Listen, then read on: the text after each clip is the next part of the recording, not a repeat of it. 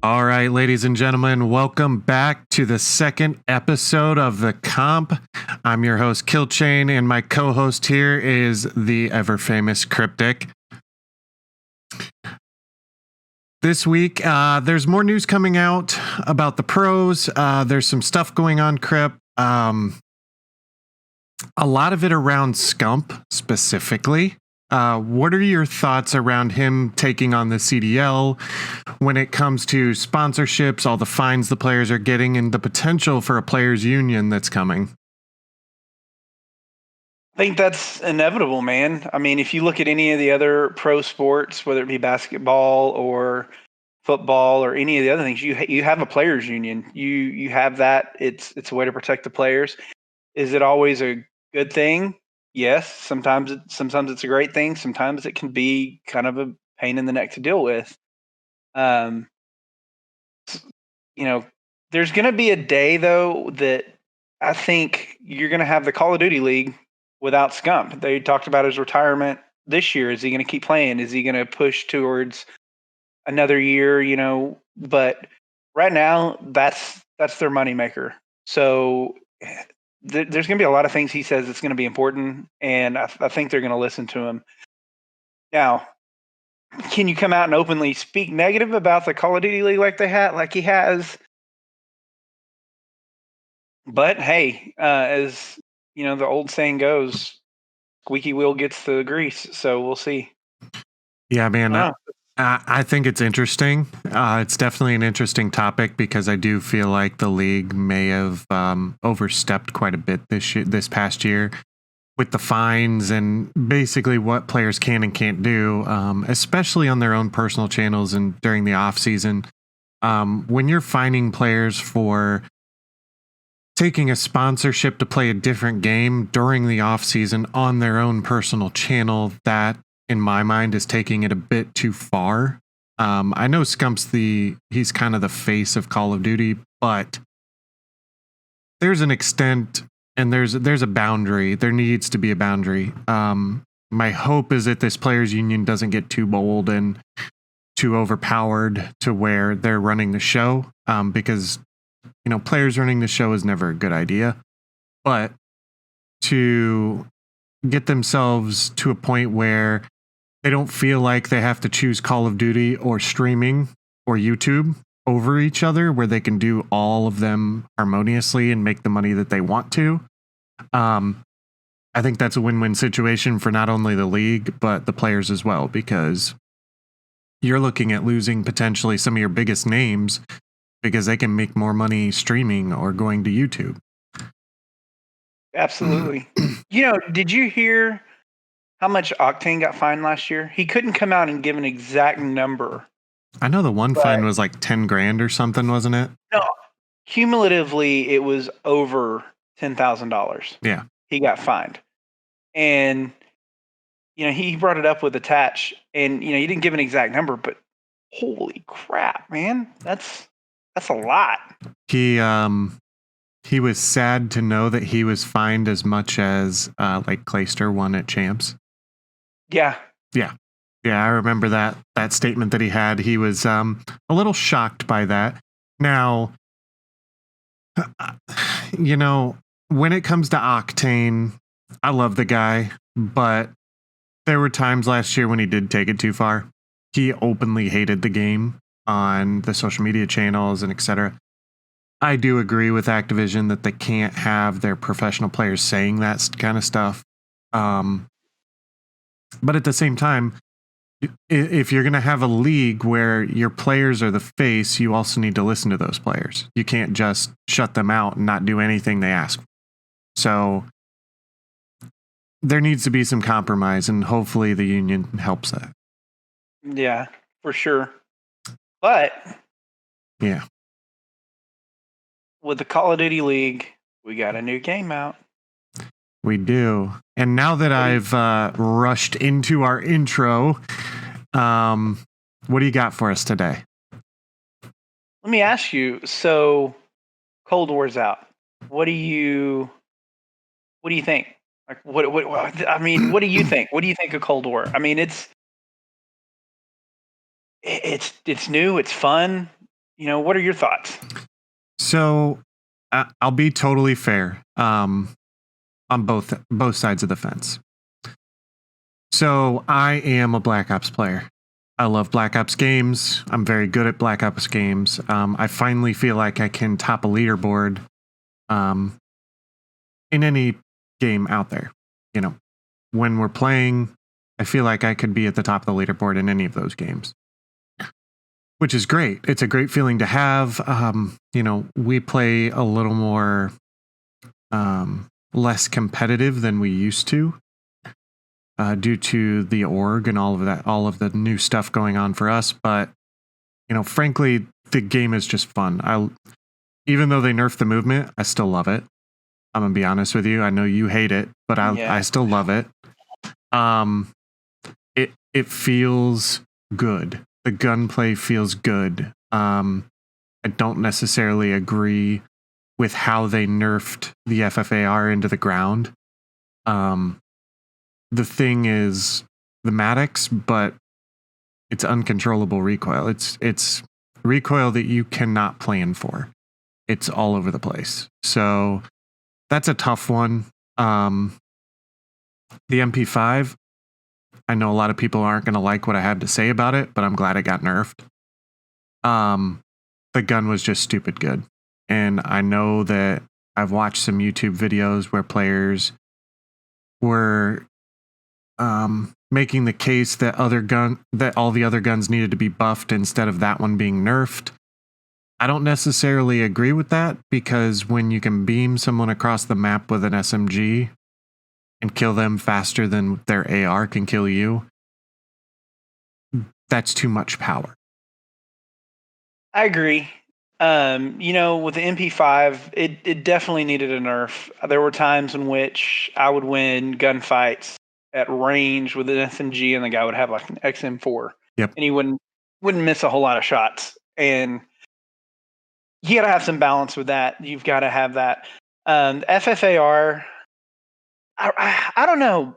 So we talked about this the other night, and I was cussing the gun, trying to get long shot camos, and it is terrible when it comes to trying to get those long shots. Yep. However, when I was trying to go for the double kills on that camo, I was kind of playing around with it and kind of going, okay, they wanted this to be a Maddox class, Black Ops 4 in a way. Let's try and run this as an SMG, like I'm trying to play the main Slayer and go after it. And it was pretty beasty, man. I really enjoyed it. Definitely going to have to run some extended mags on it, though. Yeah, I think with the damage reduction, they made getting those double and triple kills a little difficult.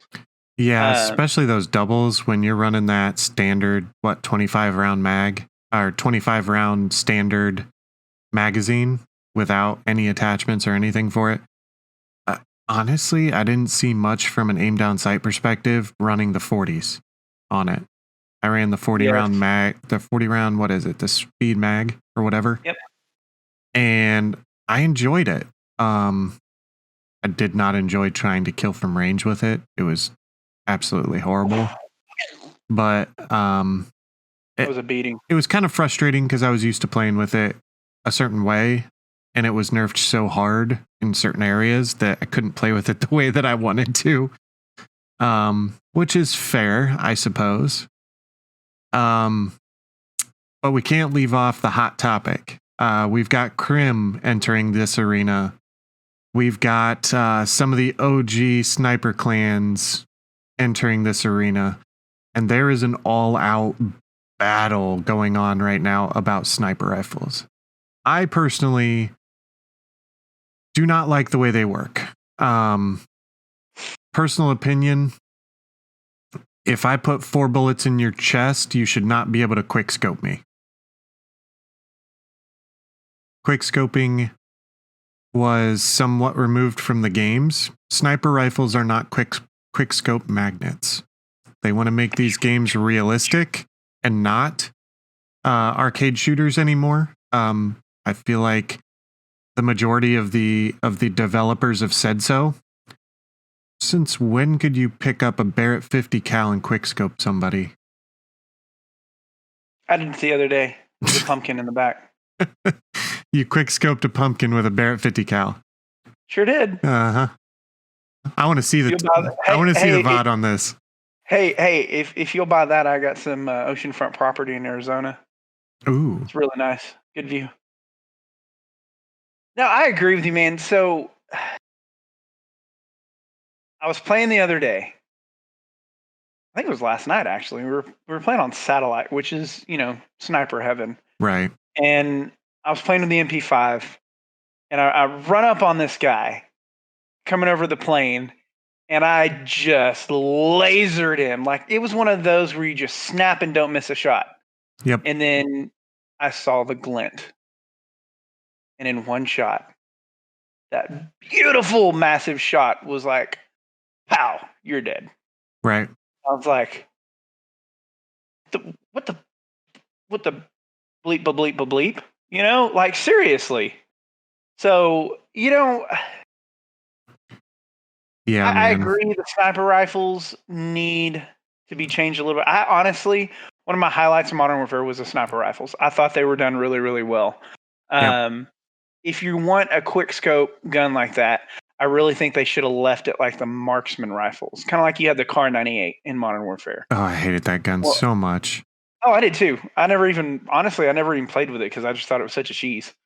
Yeah. Just all they did was ever buff the ADS speed, and it's like, hey, let's keep buffing this ADS speed so that you have a one-shot gun that aims down fast like, an SMG. But, I played some Black Ops 4 before the Cold War came out, and playing it, the ADS on sniper rifles in this game versus then, they're not that dissimilar. They even brought back the burst sniper that you had the Koshka, and then in this one, I think you use the Tundra, and it does a burst sniper shot. And I've never been a fan of the burst snipers, to be honest with you. Oh no, same here. And the only time I think I ever used it was in Black Ops 4 when I was going for Dark Matter. Yep. That stupid Bloodthirsty. I'd chase that one Bloodthirsty around for like 7 or 8 games, and I finally said screw it and put the burst shot on there, and that's how I ended up getting it. It was a cheese. But oh yeah, these guns are full trolls. Like, oh yeah, the dude sitting in a corner with a shotgun, or the guy that's running the LMG that just literally sits behind a heady and sprays, or the quick scoper that's running around the map just quick scoping people the entire game. It's all just trolling, and the game's gonna have that, man. Like, it sucks, but I guess that's why I'm kind of looking forward to competitive. But in recent news, the competitive rule set dropped. Some of the GAs have come out, and snipers are still on the table. So are the marksman rifles. I think they probably will end up GAing those, to be honest with you. I think in the pro leagues, you're going to see them GA'd. You may not see them GA'd in the challengers. I remember in Black Ops 4, the TAC rifles, as they were called then, you could run the AUG and, I forgot the single shotgun. You could run those. Yeah. But yeah, those were GA'd for sure. But we'll see. There's a couple tournaments that we played in, or we saw the rule sets for, and there you could run an M16 in them. Yeah. But yeah, there were a few. Gotta do that. There were a few that GA'd it. There were a few that did not. It's kind of up in the air right now, depending on who you play with and where you're trying to go. It's a little out there. The meta with the MP5 nerf and the nerf to the FFAR is kind of up in the air. How are you feeling about the competitive scene thus far this year? I like it, man. Did you hear the rumor that rank play is probably going to be coming out in season 1, which is next month? I did. And my favorite map of all time drops Tuesday. Not sure. Well, would have been yesterday based on the recording being on Monday, video dropping Wednesday. So we'll say tomorrow / yesterday. depending on when you see this. Nuketown. I'm loving the fact that Nuketown's coming back. I cannot wait to see what they did with it. What is it? Nuketown 84? Is that what they're calling it? Yeah, and it's got a bunch of like 84, 80 style designs and all that. Man, I saw like the intro piece and it looks really good, man. That's going to be. Not that I know anything about the 80s, some of us old guys. And I don't remember much from the 80s. But, I'm looking forward to it because I think we're going to get a grinders map. Back in Black Ops 4, that was the map you played. That was the game mode that you played all Nuketown all the time to get your camos. It was the easiest way.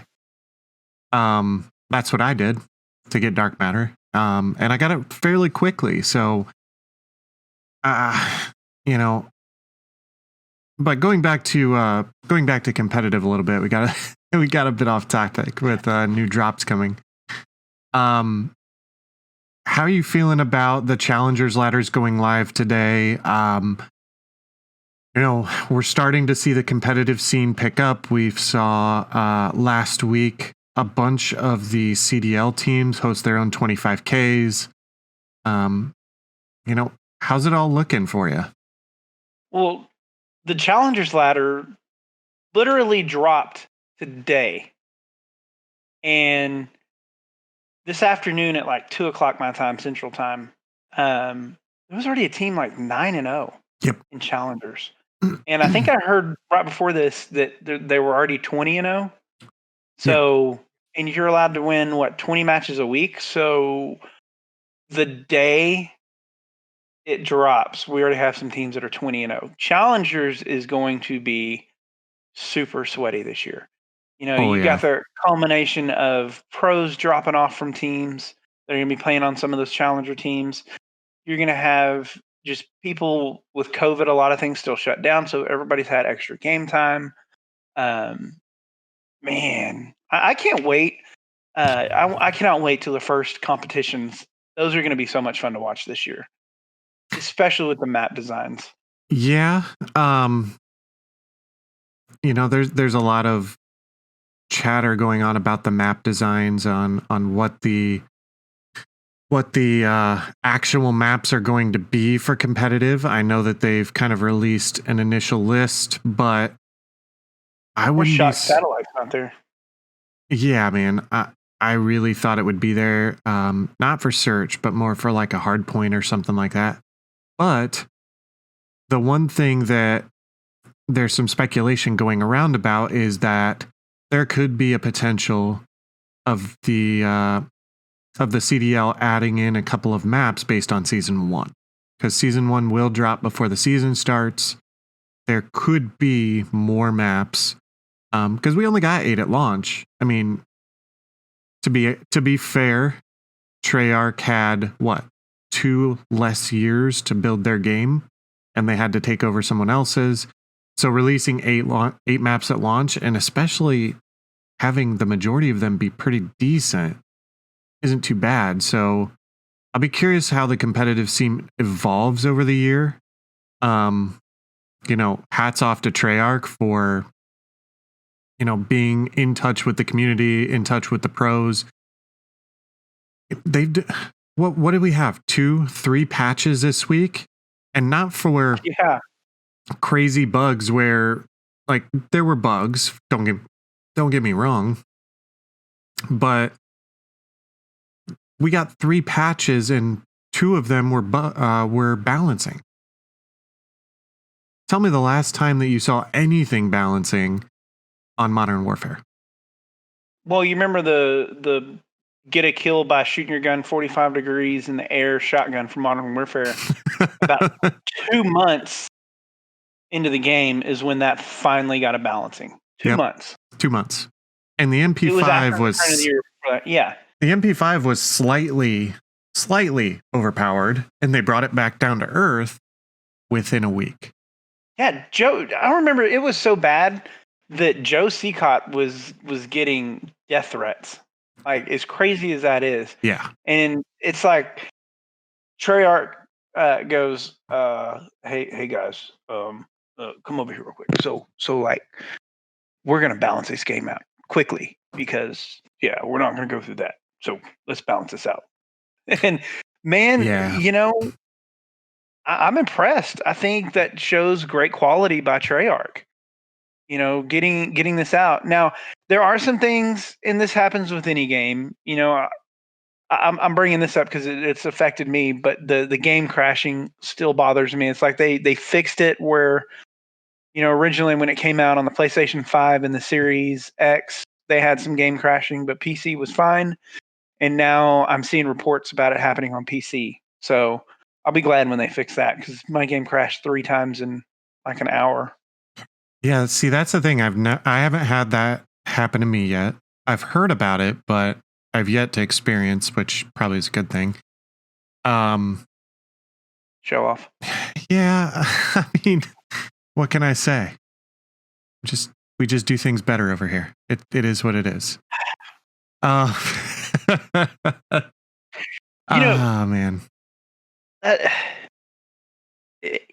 It's a small thing. I mean, going in, I took the whole day off. You took the whole day off to play on opening launch day, and I was fully expecting to barely get to play that day because of server crashes or just issues all around. And none of it. We played all day. None of it. I played that game for almost like 12 hours. Man, so, I think the only issue I had on opening day was on initial launch at midnight. I was not able to immediately get into the game. The connection bug. Yep. I remember that because you were like, "Oh yeah, I'm already downloaded. It's already letting me load into it." And I was like, "It's not even letting me push play yet. What are you talking about?" And then like 5 minutes later, I was like, "Hey guys, I'm in. I'm like about to play a match." And you're like, "I still haven't loaded in. Yeah, it wouldn't connect to the server. That was funny. But thankfully, we got in. We were able to play. Everything worked out just fine. And 4:30 in the morning, man, I was a zombie. So that, I guess that leads into one of my bigger topics with Cold War. So I'm a completionist when it comes to any Call of Duty game. It started Black Ops 3 and it's progressed all the way through. I never really cared beforehand, but I've kind of have this little itch every time a new game drops that I want the top camo for whatever reason. I don't know, but man, I'm going to tell you, the new game's going to drop next year and I'm still going to be working on this. These guns take an obscene amount of time to level. I think, what was it? It took us almost the entirety of Prestige 1 to get the XM4 done, which is one of the better guns in the game. Well, not just that. Would we play from 11 o'clock my time till about 4:30 in the morning, and then another 12 hours on Friday when the game dropped. So it took me about 18 hours before I finished the XM4.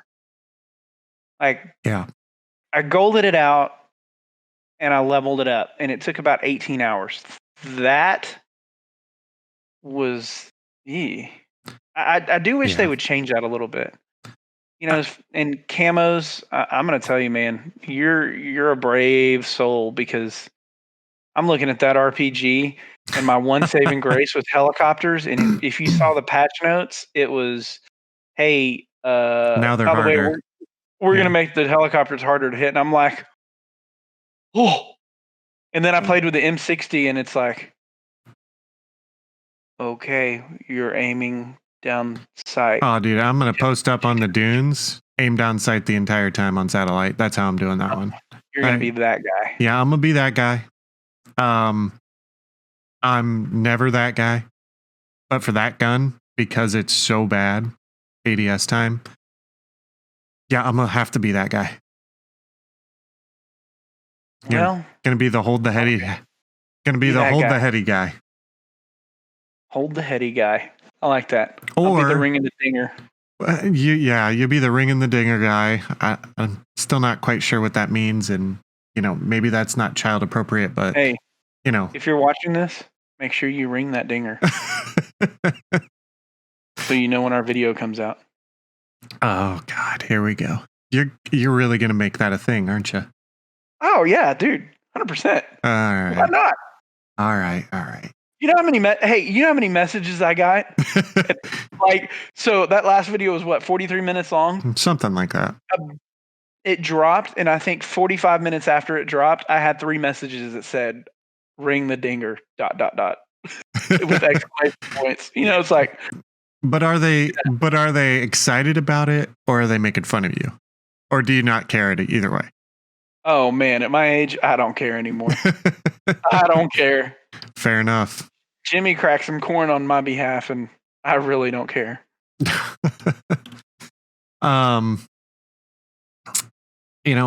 What else you got for us? What other thoughts do you have here around Cold War, competitive scene, where everything's at? On the competitive scene, we played in the tournament this past weekend for Dynamic League. We played in a few different leagues, man. Back, you play, our teams have played. That is probably one of the best setup leagues I think I've seen. I mean, it was. Yeah. Everything was fluid. Everything flowed. The rules made sense. It was just smooth. It was greatness. So they got another one coming up, and I'm pretty excited.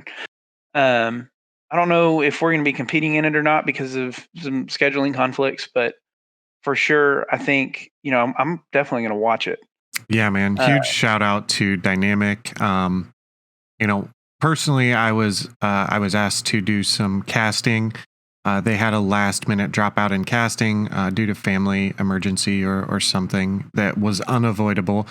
Totally understandable. And they asked if we would be willing to help cast some of the matches. And I'll tell you what, I've never, casted something that large. And they were extremely helpful, understanding, there were hiccups in the road, but the whole entire league handled everything very well, very professionally. It was impressive. And so shout out to those guys over at Dynamic. Definitely looking forward to working with them more in the future. For sure. So we got that. Challengers started. Yep. Got my swag in. You finally got it, huh? I did. I finally got it. My order came in. I shipped Infinity his hoodie. So he's still got to earn that, though. I may have given him a premature Christmas gift. So many jokes, so little time. Oh, yes. Facts. Oh, man. Yeah. There's just a lot of good things coming on. We competed in a different league. Our U18 team, They got to compete. And they ended up playing one of the teams that ended up winning that tournament. And minus one little wild card, which, it's odd that wild card was GA'd. Yeah. For the perks. They're not even GA'd in challengers, but for that tournament GA'd them for whatever reason. Okay, whatever.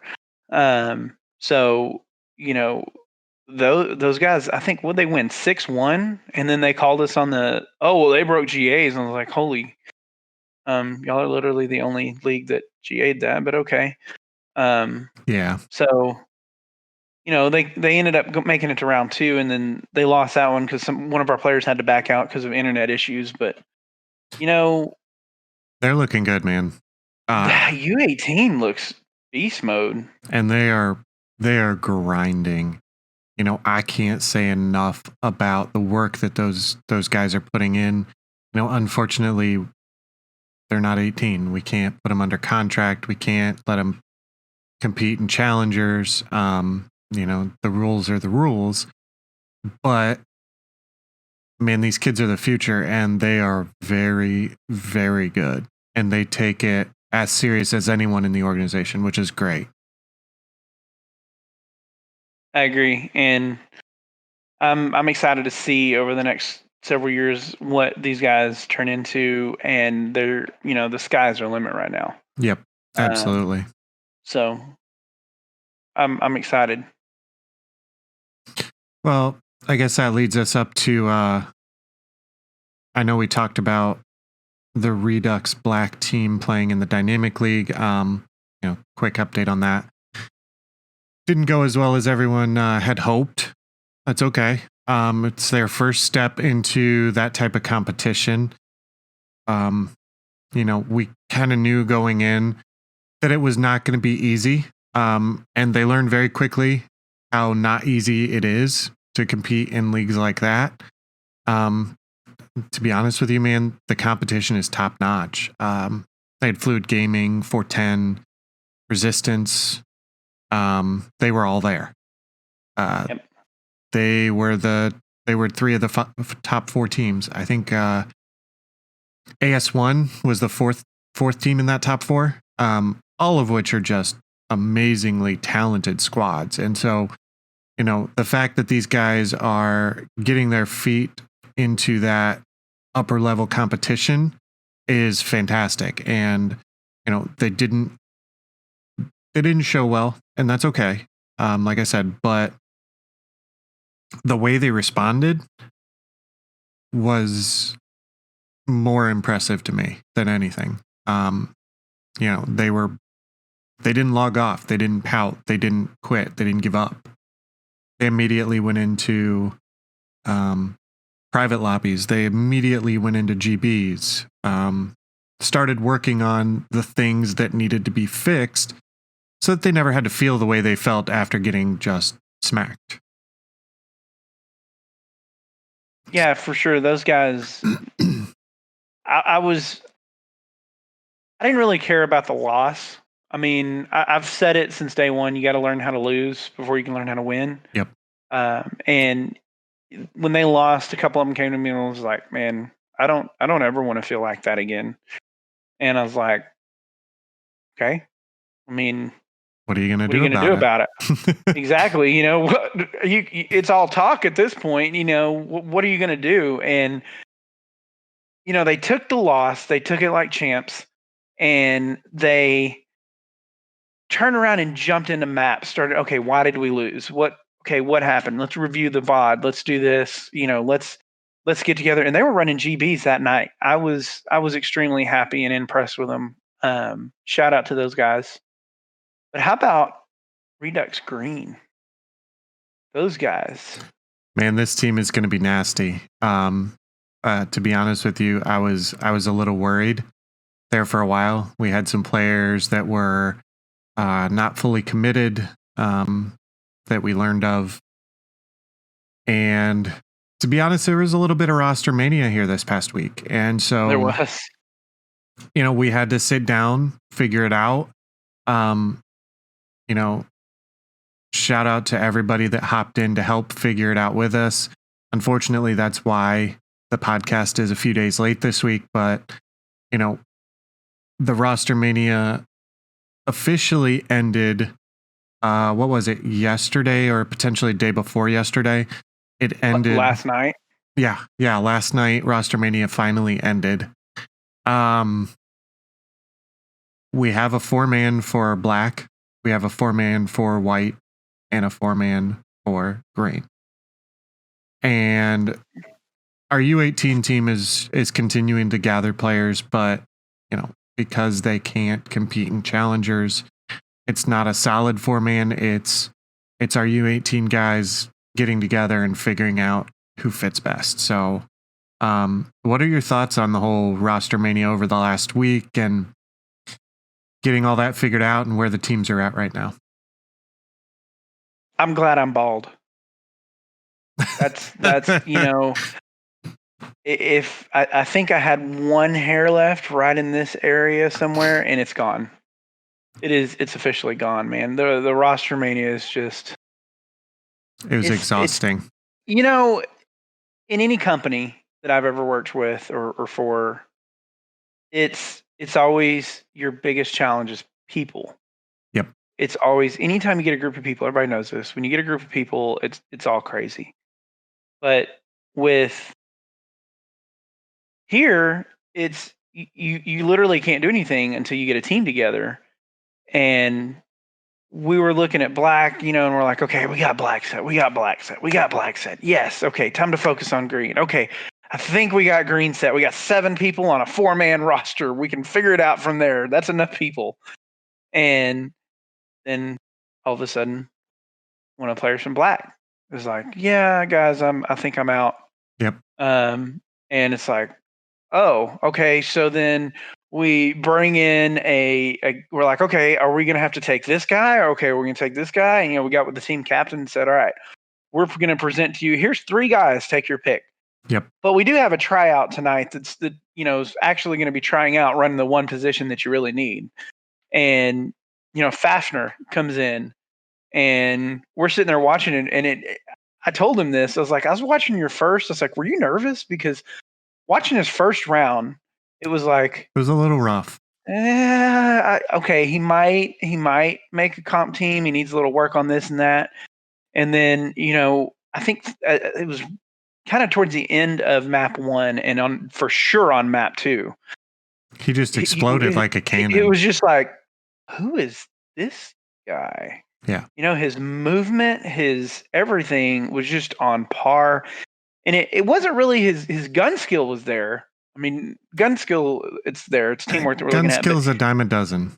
Yeah, but it was the angles that he was holding, the things that he was doing as a main AR, and I was like, oh, this never mind. I take that back. This guy's high caliber. And in the interview, he's like, oh yeah, I was on one of the top teams for challengers, and this and that, and I've already been looking at this and that. I was like, bruh. Yeah. Okay. Yeah. So we had a good problem. It was a problem because we're like, okay, well, we had 2 or 3 guys that we thought could fit this role, and now we have this guy, and we pulled the trigger there. And at the same time, was it Javi that tells us, hey, yeah, I'm actually, I want to come back and I want to be in a comp team and I really want to take it serious this time. And like, oh shit, what do we do with him?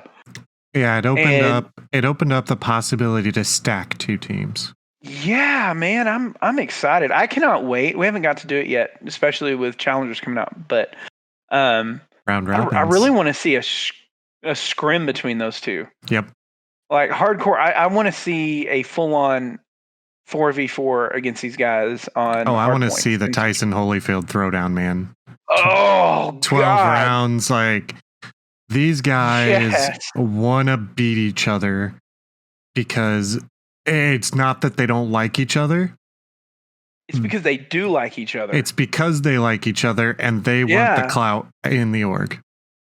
Yeah, man. They want to be considered the top team in the org. And it's gonna be 12 rounds, like haymakers thrown back and forth. There's some real good players on these teams, and so I'm excited not only for that, but going into challengers. Both green and black have officially entered their ladders and signed up for the cups, so they will be competing, as we stated in the last podcast. That is official now. They are signed up, they are in, and they have started their grind. I'm not sure where it's going to lead, to be honest with you. They have the talent, they have the ability. We're going to find out, and it's going to be a fun year finding out what strengths, what weaknesses, what needs to be worked on, maybe what recruits we need to bring in. So I feel like our work's not done, even though the season is starting and the players are getting kicked off. Our work is going to continue throughout the year, and it's going to be an interesting year, to say the least. I'm looking forward to it, though. Yeah, this is going to be fun, man. Teams competing in challengers. We're in challengers. I mean, if you want to think of it that way, we're legitly competing in challengers right now. Yep. Where are we going to place? We'll see. Time will tell. I think we're going to do really, really well. First year definition of really well, it can be If you're competitive, I'm happy. Same here, man. It's our first year. It Yep. is what it is. Now, But there's who always knows? that what if. Who knows? Maybe these guys will take everything to the next level and they'll do something that none of us expect. And I'm ready for the ride, man. To be honest with you, I don't know how far they can go. I know the type of talent that we see when we watch these challengers competitions, and it's nasty. Team play. But we know these guys have the talent. It's just, can they put it together? Talent's there, but it's not about talent. To me, the most talented team last year was the Atlanta Face. Oh, absolutely. And we saw what happened there. It comes down to being selfless. It comes down to being on the team. Are you gonna step in and take the bullet while your guy defuses the bomb? That kind of thing. It's going to be, are you pushing with your guys? Do you have the right game plan in place? So can you adapt mid game? Yeah. Because 4v4 is a different story. Like 5v5, we found this out on Search in the dynamic tournament with Redux Black. I think it was on Miami. We had two guys that they weren't lined up exactly, but they were close enough. And they ended up getting two-pieced by a single guy. And that's half the team. Now, that happens in Modern Warfare. You at least have a shot. It gets a lot harder when it's 4v4. Especially on a map like Miami that's so big. It's pretty unlikely you're going to find those four guys before they find the two of you. But, crazier things have happened. It can happen. We never want to have anybody give up, but those are the hard lessons that are being learned. But I think they'll get there. They're all smart guys. They're all very intelligent players. And I'm going to say this statement. For the first time in a long time, I think both teams are completely selfless. I don't think they care what it takes to win. They will make the play in the dirt if they got to make the play in the dirt. They will take a bullet to the face so that someone else can get a trade. I don't think they care. They just want to win. And both teams being that way at the same time has never happened so far with us. And so it's good to see. We went through a rough patch with Rostermania, but I think we came out the backside stronger than ever.